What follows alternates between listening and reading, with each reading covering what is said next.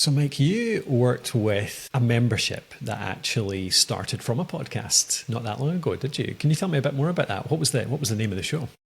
Absolutely. So, like, quite a lot of people in our audience and community pair up podcasting with memberships, but the one that really stands out is DeclutterHub. So it's two fantastically smart women, Leslie and Ingrid. They had a podcast called the DeclutterHub Show, still running today. I think they're approaching 400.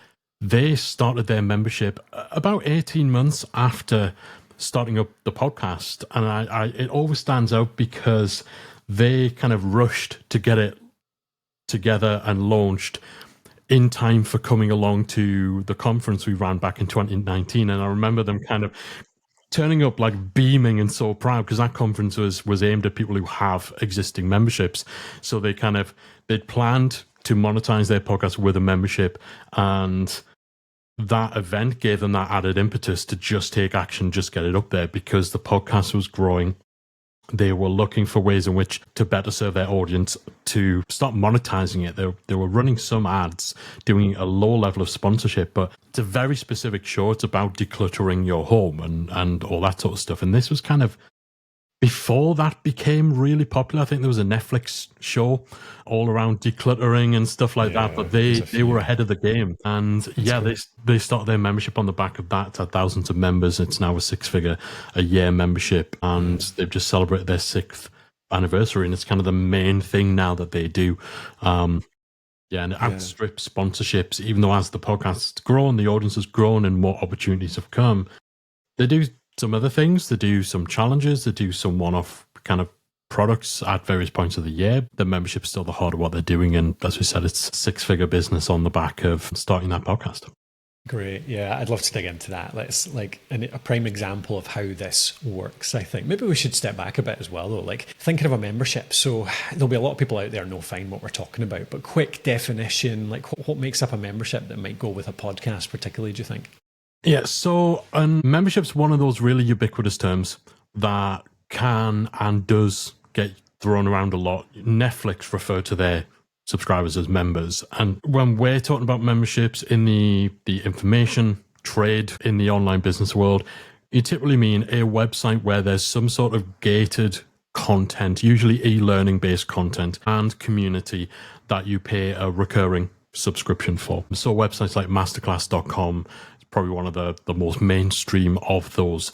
You have a lot of memberships in the music industry. Drumeo.com, for example, is a huge drum education membership. Companies like Fender are now offering memberships as well with Fender Play. Pay a monthly subscription, you get access to their tutorials. So it's usually for people who want to learn something or connect with people, and they sign up to the website. Sometimes there's an app, and it's a monthly fee, typically anywhere between about $20 and $60 or $70, depending on the market. And as you said, content, typically e-learning based content, courses, workshops, tutorials, and some sort of forum or community. Does it always have to have the community, do you think? I think that's partly, it's one of the big benefits for podcasters, I think, because you can engage your audience really well, but it's also a big commitment, isn't it? Like, how does that work? It is. It doesn't always have to have community. Community has become the latest buzzword. Anybody who's been anywhere near the online space, people have stopped calling their audience an audience and they start calling it a community. And in some cases, it's absolutely valid. You know, some topics, some markets, some audiences really are going to get immense value and benefit from being able to come together, connect with others who are like them, who are on the same journey, or just have such a passion and shared interest. But absolutely, some memberships just don't need a community. One that comes to mind, a long-term member of my academy, a guy by the name of Mark Warner. He's based over here in the UK. There's a possibility you might have met him at Retain Live in 2019. He runs a membership called Teaching Packs. This has been going for over a decade, and it's a membership for, I think it's Key Stage 2 teachers in the UK, where you pay your subscription and you get access to pre-created bundles of lesson materials that you can print off and take to school. So fun exercises, little worksheets and stuff like that to use in the classroom. And they don't and have never had a community because their audience don't want it, they don't need it. Because the purpose of the membership is to save their audience time. It's to be a resource.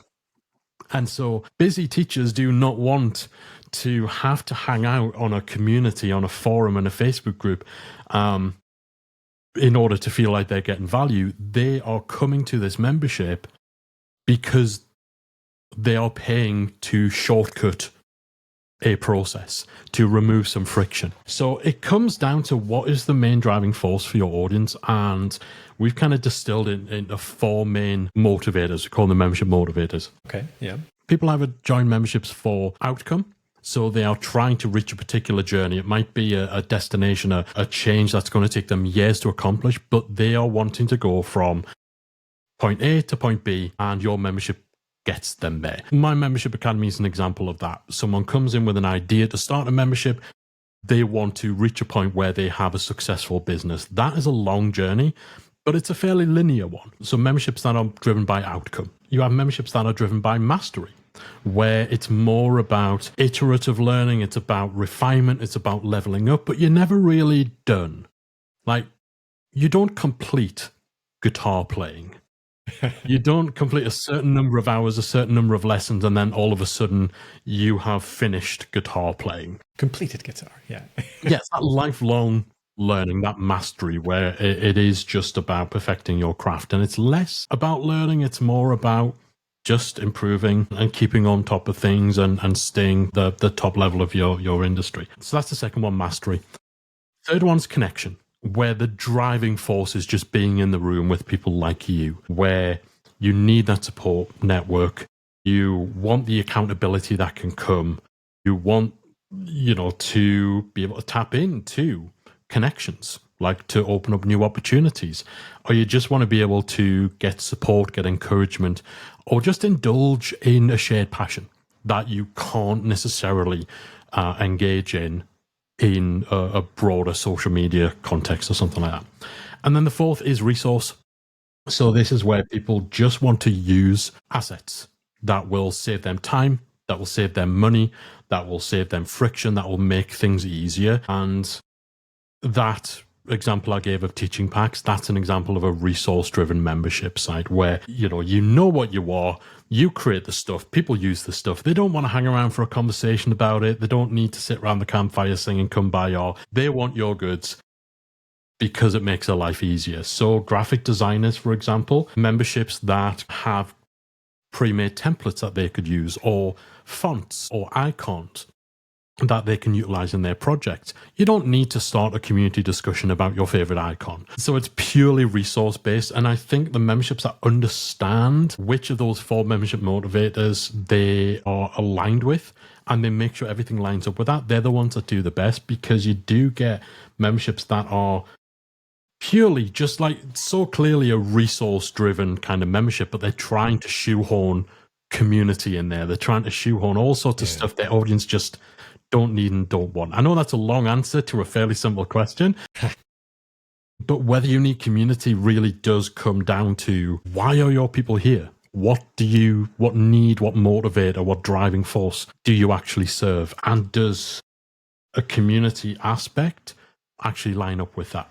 Yeah, no, I love that. Yeah, that was a good foundation for the rest of the chat, for sure. Yeah, it's interesting thinking back through, like we've talked many times over the years about memberships overall. Like we've run our Podcraft Academy for 7 or 8 years now, I think. Probably like not quite as long as you, but not too far off. Not too far off, yeah. We just celebrated our 10.